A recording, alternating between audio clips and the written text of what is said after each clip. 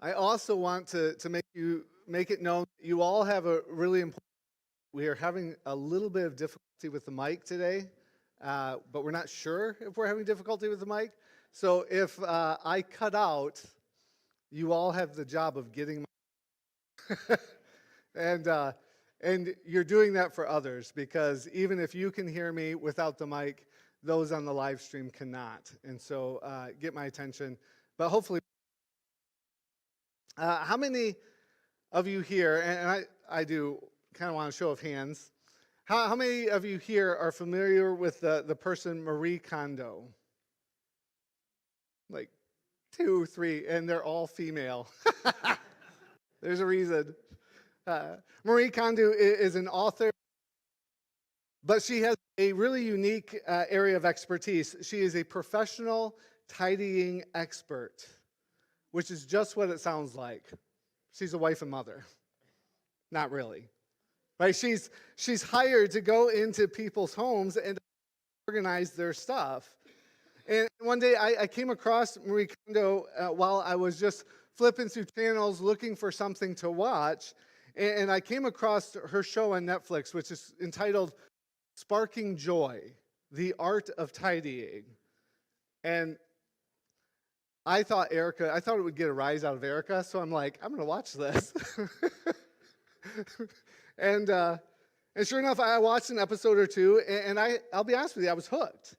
What Marie Kondo does, she really employs several skills. She's efficient. She has an in-depth knowledge of organizational systems. But her greatest gift that she brings to this line of work is that she has the personality of a kindergarten teacher and the soul of a therapist. Right? She's recognized that the key to helping people tidy up their space is really tied to helping them deal with the emotions that they have attached to their belongings. And so to accomplish this, she has one simple question. She has them grab each item and ask the question, do you spark joy? If the answer is yes, well, that space is found for that item and it's kept. If the answer is no, well, then that item is gifted or recycled or just plain thrown away. See, what she's recognized is that we all hold on to things, not just because of their utility, not just because of their usefulness, but we hold on to things because we've attached emotions to those, right? Once we've gotten past the essentials of living, every other belonging we have for a sentimental or emotional reason. Some things we hold on to out of fear of scarcity in the future. Other things we have deep sentimental attachment to. They remind us of someone or a certain time in our life. Other things we hold on to because we have a sense of obligation. We feel like, well, mom expects me to have that, and so we're going to keep that tucked away. And then there are other things that to us become symbols of status and achievement, and so we keep those things. Now, like I said, Marie Kondo has them hold up every item and ask that question, do you spark joy? Right? And what she's asking is, what's the emotion that's connected to that thing? Is it a positive emotion or is it a negative emotion? And if it's a negative emotion, they get rid of it. I think sometimes we need to clean house because we hold on to things that just don't spark joy. In fact, I think there's oftentimes that the clutter gets to such a point that it sparks all kinds of negative emotions. Now, I'm bringing this up because I think we experience the same thing spiritually. We often hold on to hurts that in essence clutter up our lives and they make spiritual growth difficult. And so when I talk about hurts, I'm talking about those experiences that we've all had that just they create pain long after they were dealt. Right? Like you think of the resonance of a bell. You hit that bell and it resonates for a time after you've hit that bell. Some hurts in our lives are like that. The deed was done and it just resonates for a season. And so when I talk about hurts, that's what I'm talking about. I'm talking about those things like a careless word spoken by a loved one.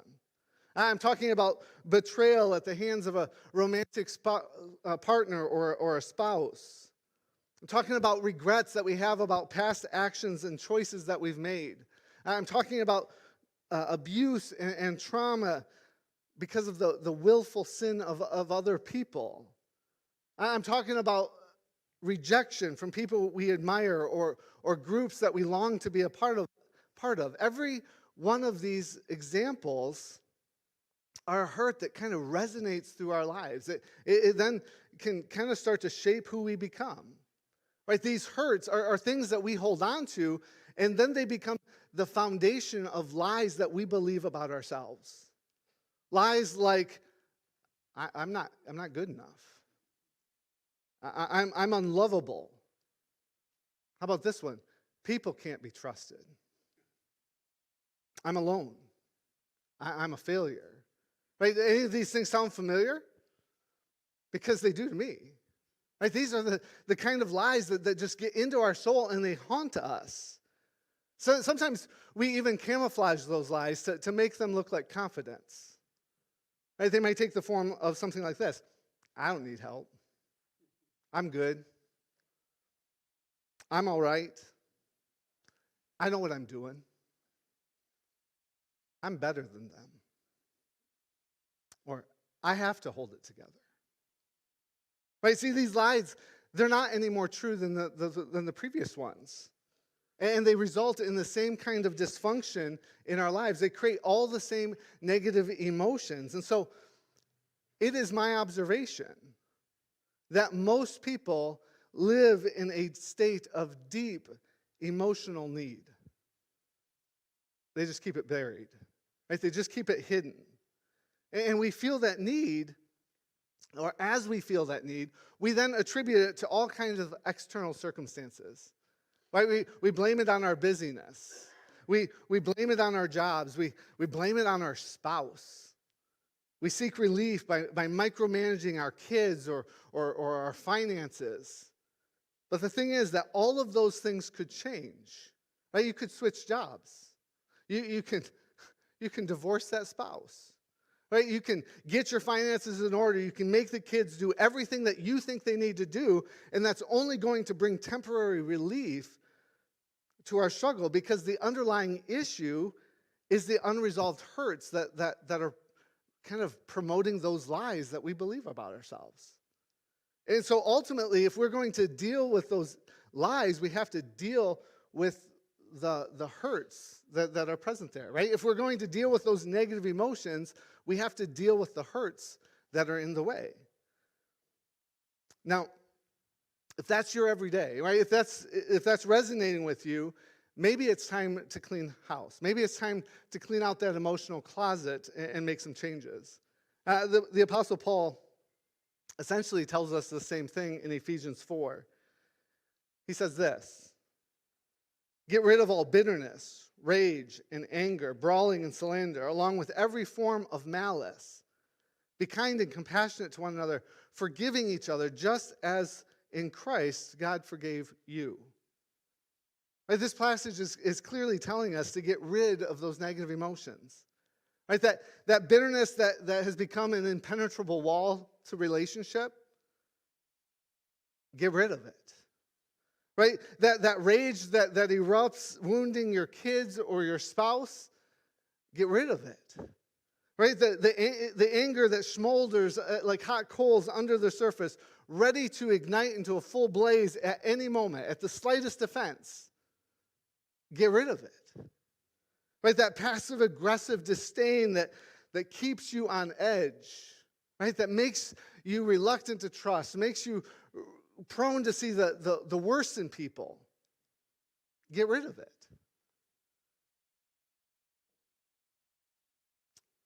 Sermon over, right? It's easier said than done.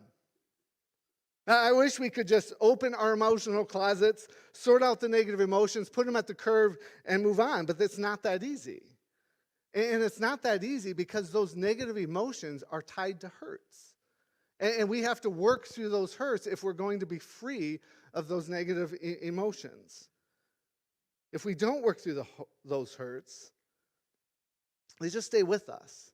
But if we're willing to process those hurts, God often, not often, God does take us through the process of forgiveness. He brings us to a point of healing. And so the key to that process, right, the key to being free of those emotional hurts and those negative emotions is the spiritual practice of forgiveness. Right? Healing from past hurts is really just allowing God to take us down the path of forgiveness.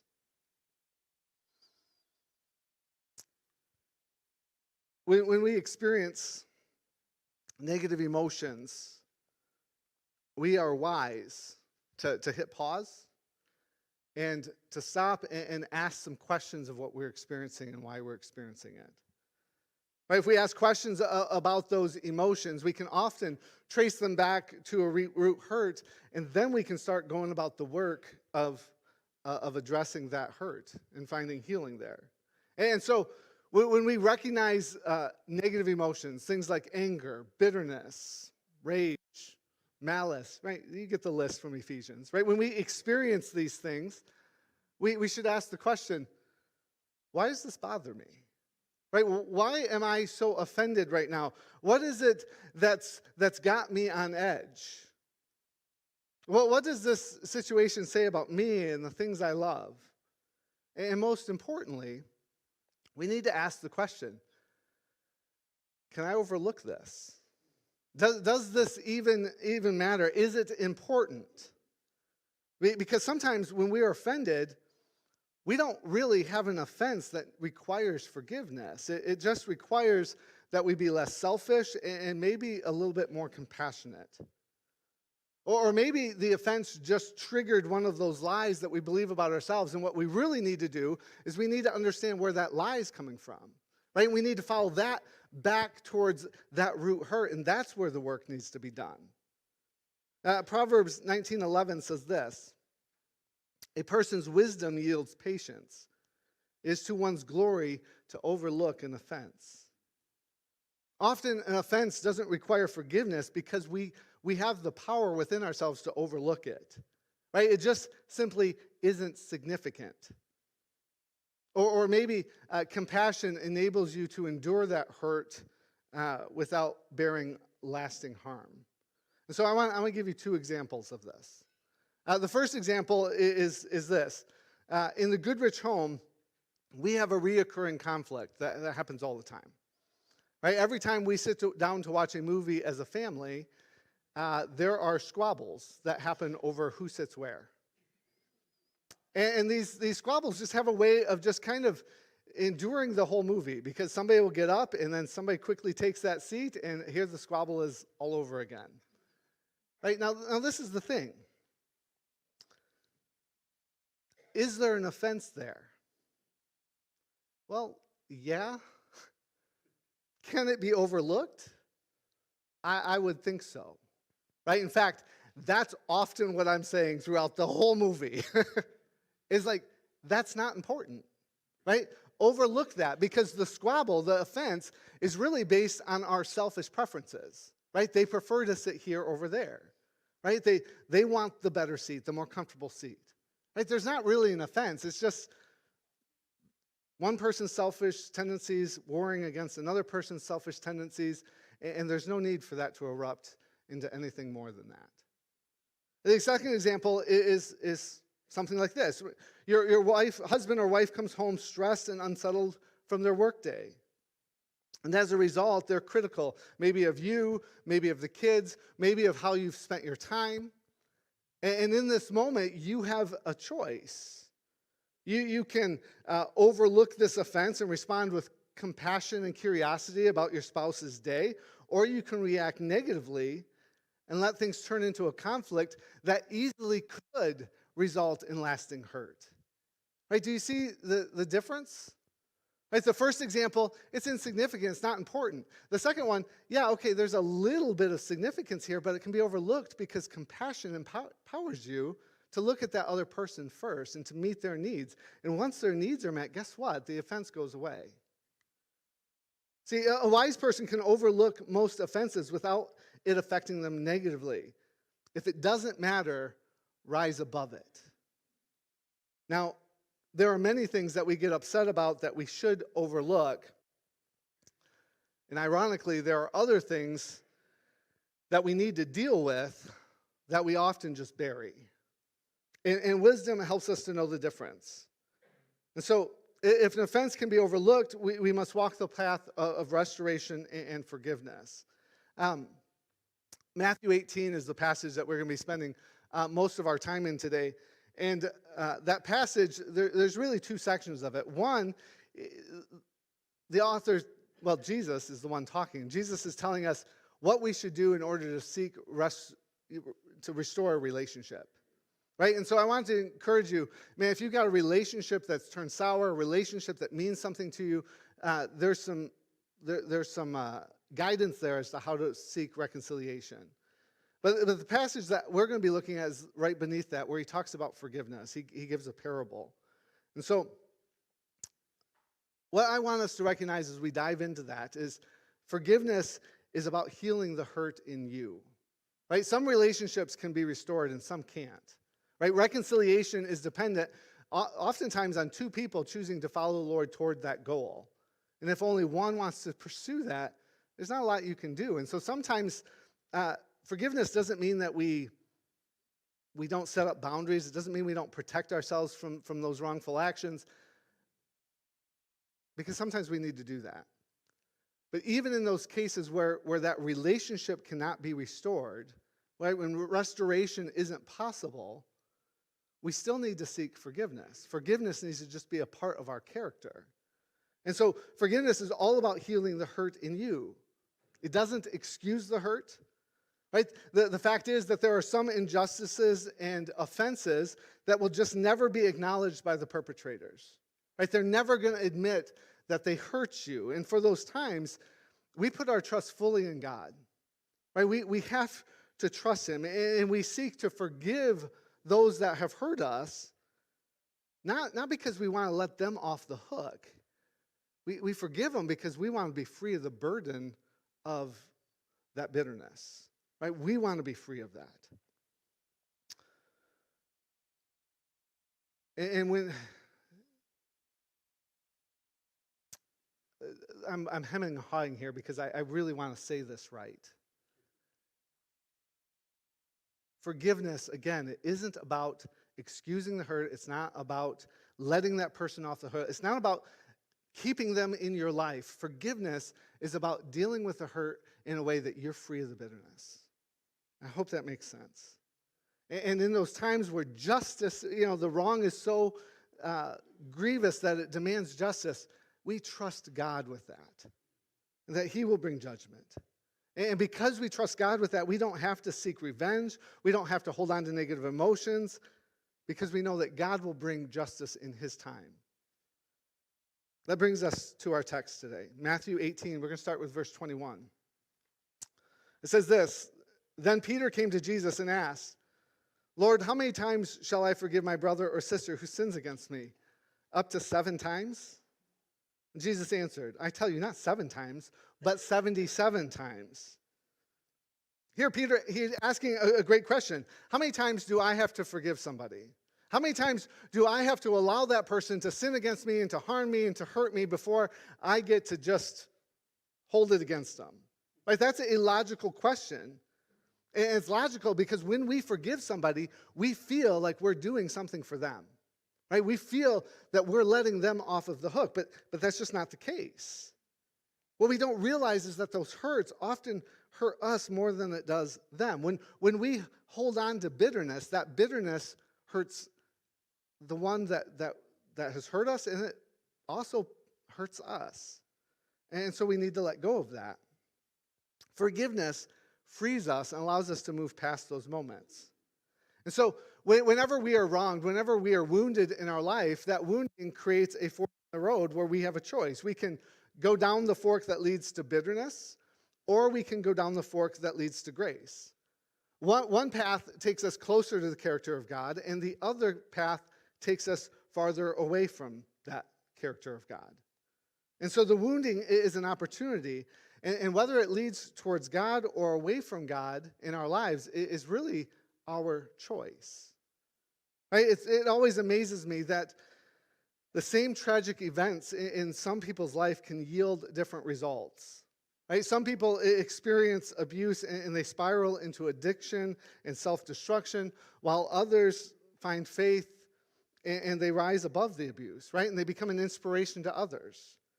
Some, when they faced with unexpected loss of a loved one, well, they get angry with God, and that anger then becomes something that draws them away from God, while others find comfort in God, and that season of grief becomes a time of deep, deep intimacy with the Lord. And so I have watched this, and over the years, I've always asked the question, what makes the difference? And I have to be honest with you, I don't know the answer to that question. To me, it just seems like a choice. Right? We all come to that fork in the road and we make a choice. We either choose bitterness or we choose grace. Right? We either choose to take that hurt and stash it in the closet and save it for later, or we choose to work through that hurt and come to a place of healing. Now, having said that, I want you to recognize the best of us can find ourselves struggling with that choice. Right? You can, at one point in your life, have made the right choice and chosen grace and worked through a hurt and forgiven somebody, and then now in this present moment be struggling with forgiving them again. Right? The best of us can struggle with that choice. The best of us can find ourselves on that path towards bitterness. And so when we find ourselves there, we need to reach out to God, we need to reach out to each other, and we need to find our way back towards that path of grace. Jesus tells Peter to forgive essentially without limit. Peter asks the question, how many times do I have to forgive? 7? Like, does it have to go that high? I wonder if he thought he was going to get a pat on the back. Oh my, Peter, you've nailed it. Jesus looks at him and says, oh no, Peter, 77 times. Now understand, Jesus is just playing with words there. Right? He's not saying, oh no, Peter, you keep a log and you just check those suckers off. When you get to 77, then you're done. No, his point is there isn't a limit. Right? Not one of us is going to count all the way to 77. If somebody sinned against us 7 times, odds are they're going to do it again. And so forgiving them isn't based on any change in their life. It's based on a choice that we make. See, Jesus tells Peter to forgive without limit because bitterness never improves our lives. Bitterness will always lead us away from God rather than towards God. Forgiveness is about healing the hurt that's in you more than it is about releasing the person that harmed you. Right? Forgiveness is about freedom and growth in us, primarily. Verse 23. Therefore, the kingdom of heaven is like a king who wanted to settle accounts with his servants. As he began the settlement, a man who owed him 10,000 bags of gold was brought to him. Now, quick pause here. How many bags of gold you got? Rick, how many bags of gold you got? Yeah. I ain't got none either. There's not a one in my possession. And this is intentional. Right? This is really not a direct translation, but the idea is being pulled over. 10,000 bags of gold. I think we can agree that that's an insane amount of wealth. Right? That is a lot of money, and it's an unimaginable amount of wealth, and that is exactly Jesus' point here. Right? This was meant to make Peter go, oh, that's a lot of money. Verse 25, since he was not able to pay, the master ordered that he and his wife and his children and all that he had be sold to repay the debt. At this, the servant fell to his knees before him. Be patient with me, he begged, and I will repay back everything. The servant's master took pity on him, canceled the debt, and let him go. In the story that Jesus reveals some things about forgiveness. Right? He's got some truths in this parable that I think if we embrace forgiveness in our lives, we're going to embrace these truths. And that first truth is that we all need forgiveness. In the story, Jesus told us that the size of the debt is unimaginable. right? It's more than could ever be paid back, right? This is our condition, right? If all of the sin all the sin that we've done against God, all the sin that we've done knowingly and unknowingly against each other, if all of that was tallied, man, that would be an unimaginable debt. Right? It would be a debt that we could never pay back. That debt would crush us. And so all we can do with our debt, first of all, I would say when it comes to the sin, we're only knowledgeable of a small fraction. Right? There's only a little bit that's come into our awareness where we say, you know what, I wish I hadn't done that. But what we tend to do is we take that which we have knowledge of and we just compare it to somebody else. And we set up this arbitrary limit that, you know what, I'm a good person. Anybody ever hear that? I'm a good person. And then it's quickly followed by whatever they think is a grievous offense, right? At least I've never killed anybody. Right? At least I don't smoke. At least I'm not an addict. Right? They attach something there as if you cross over this mark, well then you're unforgivable. And see, we set this threshold in our minds of what it means to be bad, and then we congratulate ourselves for not being over that threshold. And what we're doing here is we are condoning our sin while condemning the sin of another. Right? What a foolish thing to do. Right? Well, what does it matter if we owe $1 or $1 billion if that debt makes us a slave? What's it matter? It doesn't. Right? The master here in this story forgives the debt because more time isn't going to change circumstances. Right? That servant begged for just more time. Just give me more time and pay it back. And the master's looking and going, no, you won't. You can't. Right? It's outside of your power to pay back that debt. And so the only choice that makes sense is to cancel the debt, to forgive it. Right? Only forgiveness is going to bring meaningful relief. And the same thing's true in our lives. There are some debts that can't be repaid. There are some wrongs that can never be made right. And so the only choice that we have, the only thing that's going to give us meaningful relief is forgiveness. Matthew 28. Well, when that servant went out, he found one of his fellow servants who owed him 100 silver coins. Right? Pause, make note. 10,000 bags of gold, 100 silver coins. There's a discrepancy here. He grabbed him and began to choke him. Pay back what you owe me, he demanded.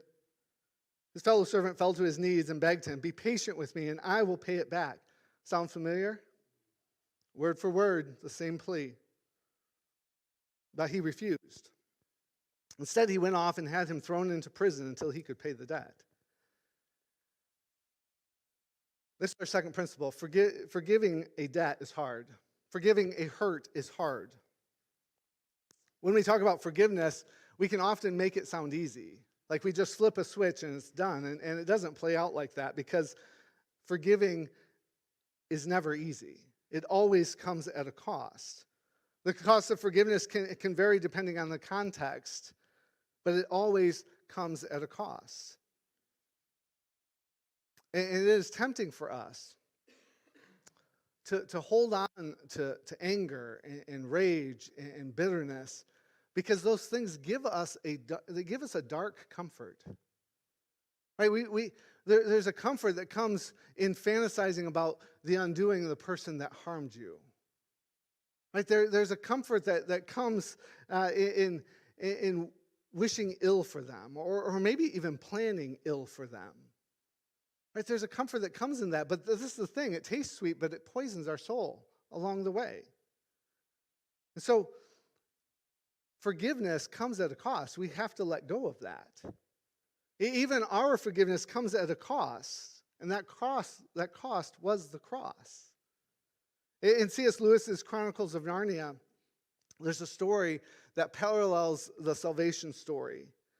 And in this story, Aslan, the Christ-like figure, gives his life to pay the debt pay for the wrongdoing of Edmund. And in the story, Aslan's sacrifice is demanded because of the deep magic. That's how C.S. Lewis describes it. The deep magic demands that this sacrifice happen. That's always rung out to me because as I look at that, it's like, what magic could take Jesus to the cross? There isn't anything. Right? God is the judge. God is the jury. God set the standard of how that payment for that sin could be paid. And so I have always fascinated at the fact that Jesus had to go to the cross. Why would God have to do that? The truth is, he didn't. He chose to do it. Because he went to the cross as an example for us. Because through the cross, he demonstrated the full degree of God's love for humanity. Right? Overwhelming love. Right? He demonstrated the power of faith amid suffering. He demonstrated the degree to which we should forgive. We should forgive to the point of suffering. See, the Gospel of Luke, it records Jesus being nailed to the cross, and there's this one thing that just I've always marveled at. Right? As the soldiers were nailing Jesus to the cross, he pleaded with God to have mercy on his torturers. Right? He says, Father, forgive them, for they know not what they are doing. Like in this moment, nailing his hands to the cross, while those nails are piercing his skin, right? While he's in the midst of agony and torture, Jesus is overcome with compassion. Right? Can you imagine? Could we get there? Right? Could we get to a point where somebody's actively hurting us and what we see is compassion for them? Now understand, that doesn't mean we allow it to continue. Doesn't mean we don't set up boundaries.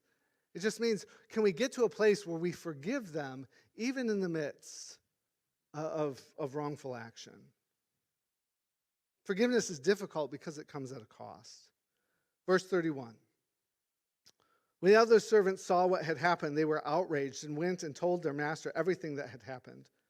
The master called the servant in. You wicked servant, he said, I cancel all that debt of yours because you begged me to. Shouldn't you have had mercy on your fellow servant just as I had on you?